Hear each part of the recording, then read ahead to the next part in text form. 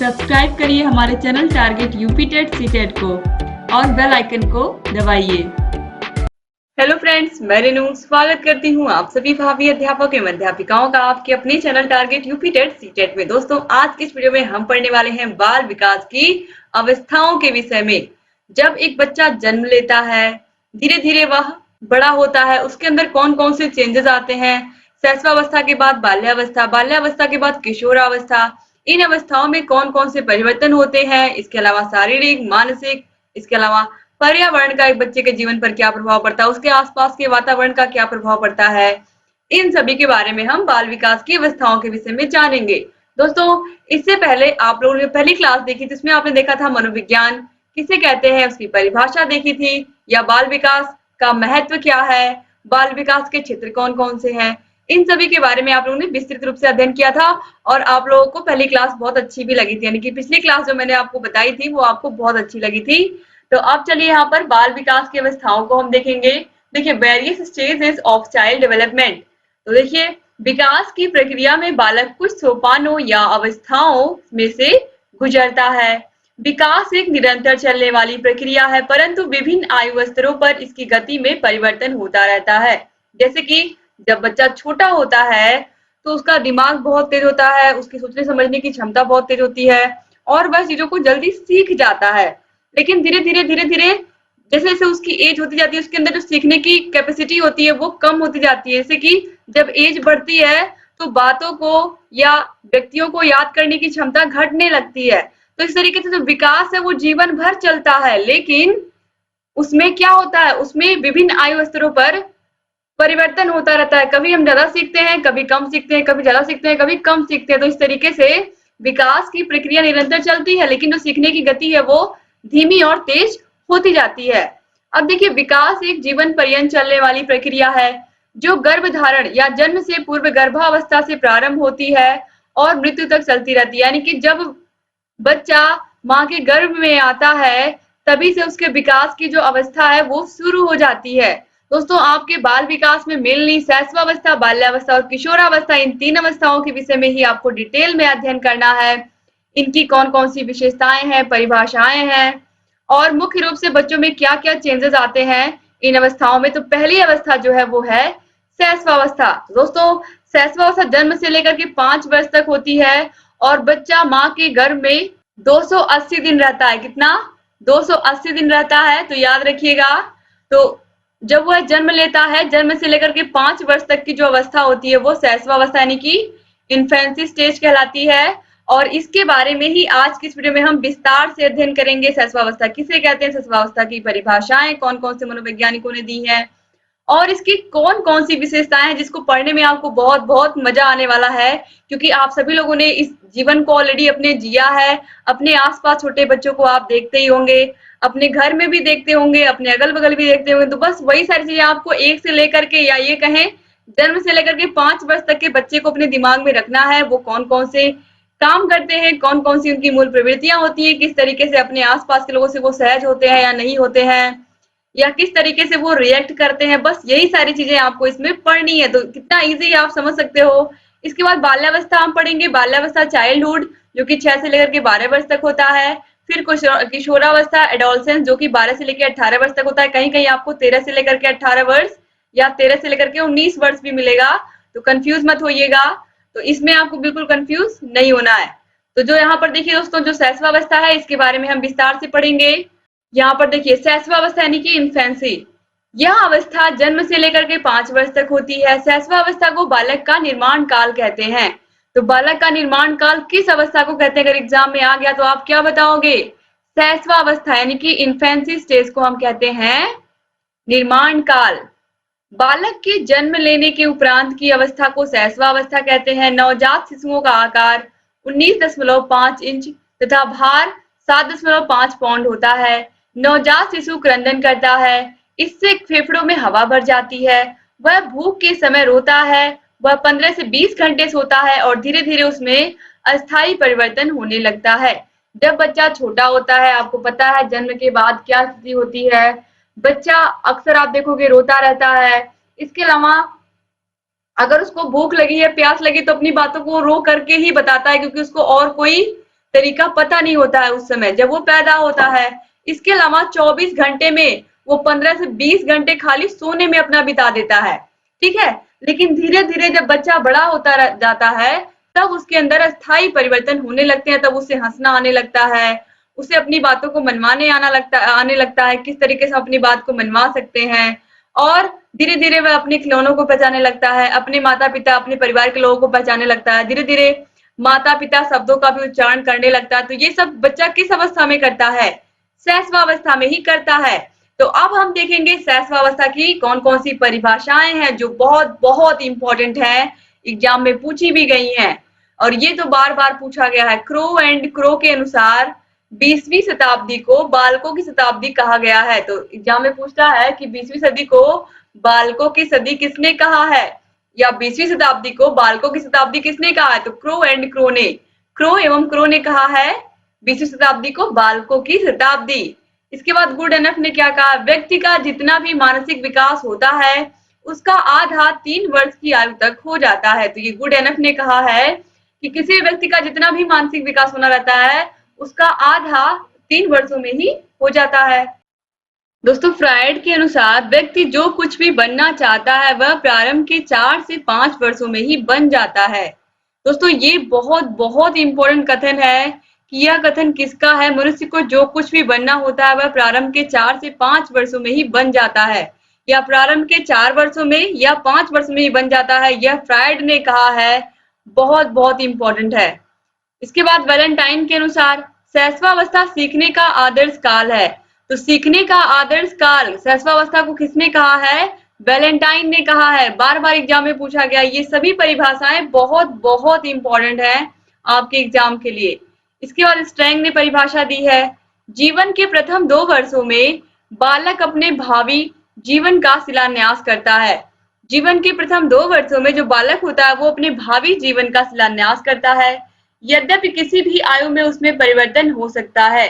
तो परिवर्तन जीवन का ही एक अंग है, हर समय परिवर्तन होता ही रहता है। कभी आप स्कूल में थे, कॉलेज में गए, ट्रेनिंग इंस्टीट्यूट में गए, आप टीचर बन जाओगे तो क्या है, ये परिवर्तन जीवन में चलता रहता है। तो उसी की बात यहाँ पर की गई है। अब देखिए शैशवावस्था में बच्चे क्या क्या करते हैं, किस तरीके की उनकी एक्टिविटीज होती हैं, इसके बारे में हम विशेष रूप से पढ़ेंगे। और ये विशेषताएं जो हैं ये बहुत बहुत इंपॉर्टेंट है। इन्हीं से बहुविकल्पी क्वेश्चंस बनते हैं, इसलिए आप इनको ध्यान से समझिएगा। और सब बहुत बहुत इजी हैं। बालकों का सर्वाधिक शारीरिक विकास इसी अवस्था में तथा मानसिक विकास भी सर्वाधिक इसी अवस्था में होता है। तो 1 से 5 वर्ष तक की जो अवस्था है यह बहुत बहुत इंपॉर्टेंट है बच्चों के लिए और किसी भी व्यक्ति के जीवन के विकास के लिए। तो सर्वाधिक शारीरिक विकास अगर एग्जाम में पूछेगा, सर्वाधिक शारीरिक विकास और सर्वाधिक मानसिक विकास किस अवस्था में होता है, तो आप क्या बताओगे? सर्वाधिक शारीरिक विकास और सर्वाधिक मानसिक विकास दोनों ही शैशवावस्था में होता है, ठीक है। तो शैशवावस्था आपके दिमाग में होना चाहिए। इसके बाद दूसरा है शैशवावस्था अनुकरण द्वारा सीखने की अवस्था होती है। दोस्तों बच्चा जैसे अपने माता पिता को जो भी काम करते हुए देखता है वह वैसा ही करने की कोशिश करता है। जैसे कि एक बच्ची अपनी मम्मी को साड़ी पहनते हुए देख रही है तो वह भी दुपट्टा लेकर के, किसी चीज को लेकर के वह भी उन्हीं की तरह साड़ी पहनने की कोशिश करेगी, उन्हीं की तरह सजने की कोशिश करेगी या मेकअप करने की कोशिश करेगी। तो ये क्या है? शैशवावस्था में बच्चे अनुकरण करते हैं, अपने माता पिता की जो भी चीजें होती हैं उनको वो नोटिस करते हैं, वो जो भी कर रहे होते हैं। जैसे मम्मी खाना बना रही तो लड़की भी सोचेगी कि, या लड़का भी सोचेगा कि हम भी साथ में खाना बनाए, कैसे बना रही है, क्या कर रही है।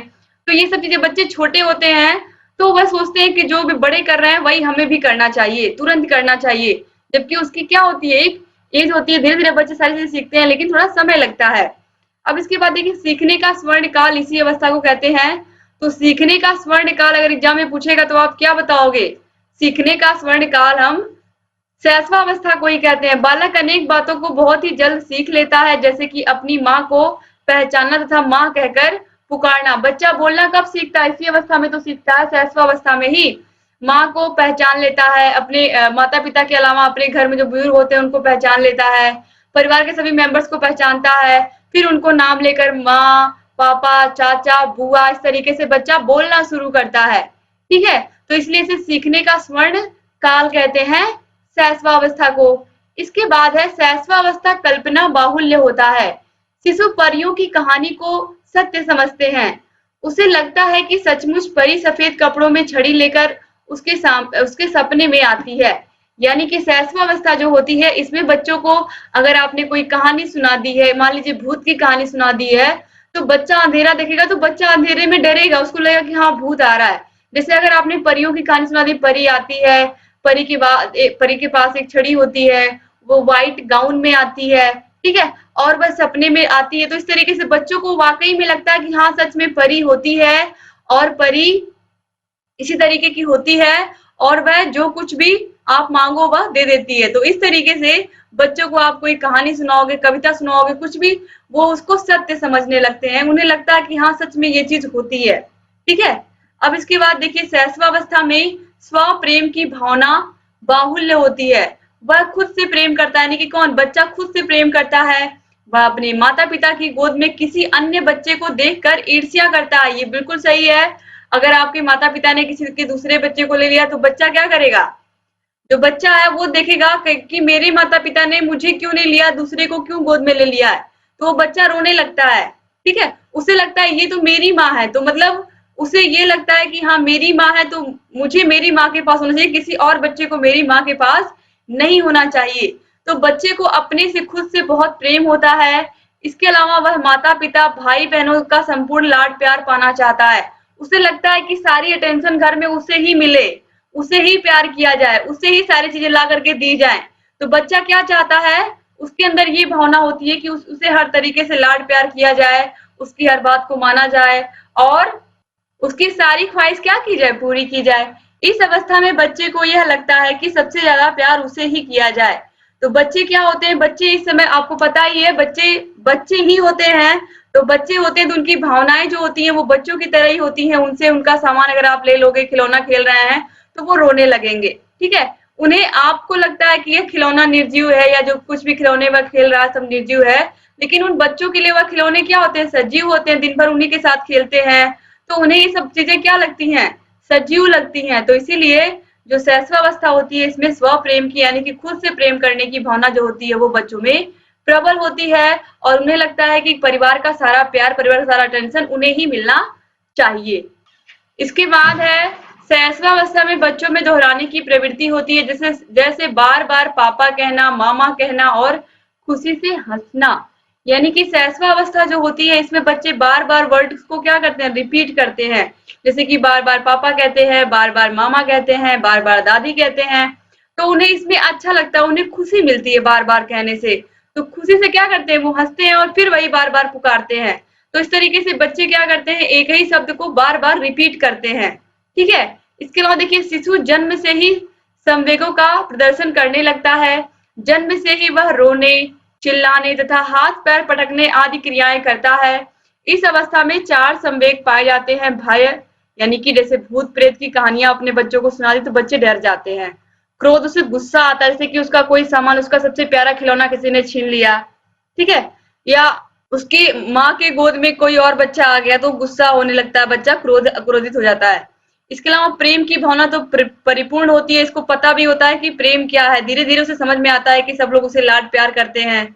इसके अलावा पीड़ा, पीड़ा का मतलब है कि उसे दर्द का भी एहसास होता है। जैसे कि एक बच्चा, बर्तन गर्म है, माँ मना कर रही है कि इस बर्तन को मत छुओ क्योंकि यह क्या है, गर्म है, लेकिन बच्चे को ये बात समझ में नहीं आएगी जब तक वह खुद उसको टच करके नहीं देखेगा। जब वो खुद जाएगा टच करने, जब वह जल जाएगा उस बर्तन से, तो उसे ये बात समझ में आ जाएगी कि हाँ वाकई जो गर्म चीजें होती हैं इनसे हमें दूर रहना चाहिए। तो कैसे इसको समझ में आया, जब उसको पीड़ा हुई, उसको दर्द हुआ, तब ये बात समझ में आई। तो इस तरीके से बच्चे कहीं ना कहीं प्रैक्टिकल करके अधिक सीखते हैं जब वो शैशवावस्था में होते हैं। इसके बाद देखिए इस अवस्था में शिशु की प्रेम भावना काम प्रवृत्ति पर आधारित होती है। शिशु का अपने अंगों से प्रेम करना, माता का स्तनपान करना, हाथ पैर का अंगूठा चूसना आदि काम प्रवृत्ति के सूचक हैं। यानी कि इस अवस्था में बच्चे के अंदर क्या होती है, प्रेम की भावना होती है, लेकिन वो काम प्रवृत्ति पर आधारित होती है। जैसे कि माता का स्तनपान करता है, इसके अलावा वह अपने अंगों से प्रेम करता है, अपने हाथ पैर उसको बहुत प्यारे होते हैं। इसके अलावा हाथ पैर का अंगूठा भी चूसता है बच्चा, ठीक है। तो इस तरीके की जो काम प्रवृत्ति होती है जब बच्चा बड़ा होता है उस प्रकार की नहीं होती है, बल्कि इसमें क्या होता है, इसमें प्रेम की भावना छिपी होती है जिसमें वह अपने खुद के अंगों से प्रेम करता है, अपने हाथ पैर का अंगूठा चूसता है, ठीक है। तो इस तरीके से इसके बाद देखिए शैशवावस्था में बालक ज्यादातर माता पिता तथा परिवार पर निर्भर होते हैं, जैसे कि माता ही उनके खाने पीने का ध्यान रखती हैं, कपड़े उनके साफ होने चाहिए, नहलाने का काम, इसके अलावा घूमने कहीं बाहर ले जाने का काम, बिस्तर पर लिटाने का काम बच्चों को, ये सब कौन करती है? माता ही तो करती है बच्चे की। तो इस प्रकार से जो शैशवावस्था होती है इसमें बालक अपने परिवार के सदस्यों पर क्या होता है? निर्भर होता है, ठीक है। इसके अलावा व्यक्ति या बच्चा जो होता है वो ज्यादातर अपनी माँ पर ही निर्भर रहता है।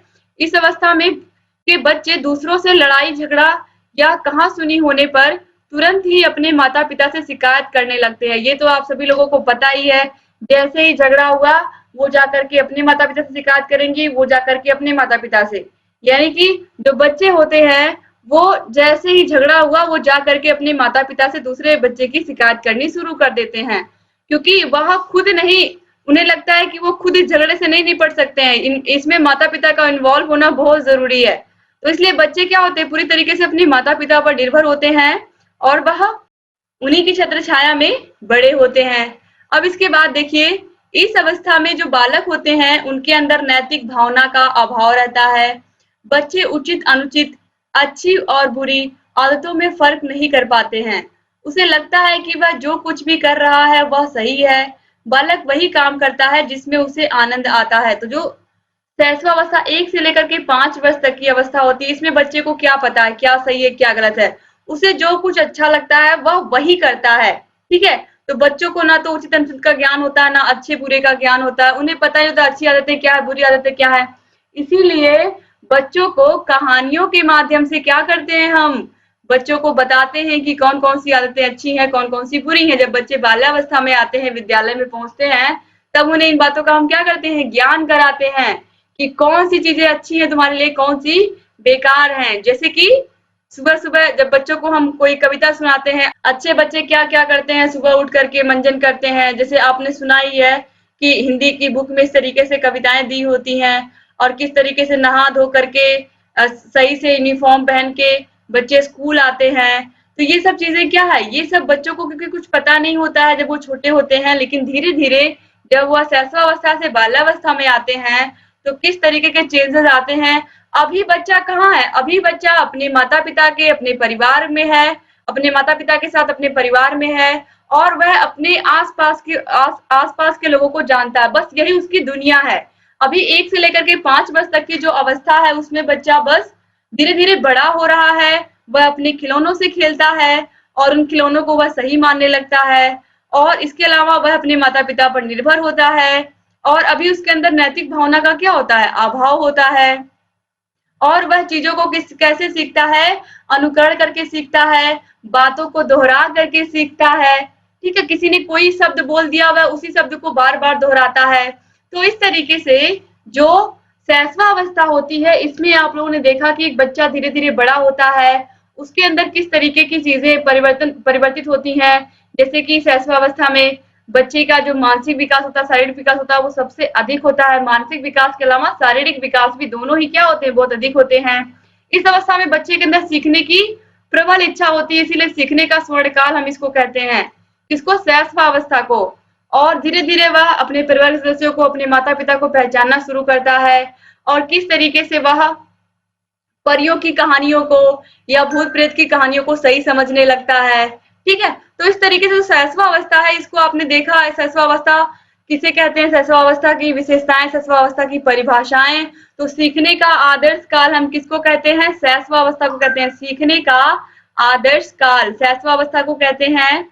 याद रखिएगा फ्रायड ने क्या कहा है? फ्रायड ने कहा है व्यक्ति को जो कुछ भी बनना होता है वह प्रारंभ के 4 से 5 वर्षों में बन ही जाता है, या प्रारंभ के 4 से 5 वर्षों में ही बन जाता है। तो ये फ्रायड के अनुसार हो गया, ठीक है। तो ये भी बहुत बहुत ही इंपॉर्टेंट है दोस्तों। और क्रो एंड क्रो ने क्या कहा है? 20वीं शताब्दी को बालकों की शताब्दी कहा है, यह भी याद रखिएगा आप लोग। तो इस तरीके से यहाँ पर आप लोगों ने शैशवावस्था के बारे में पूरा पढ़ लिया कि कहाँ से कहाँ तक होती है।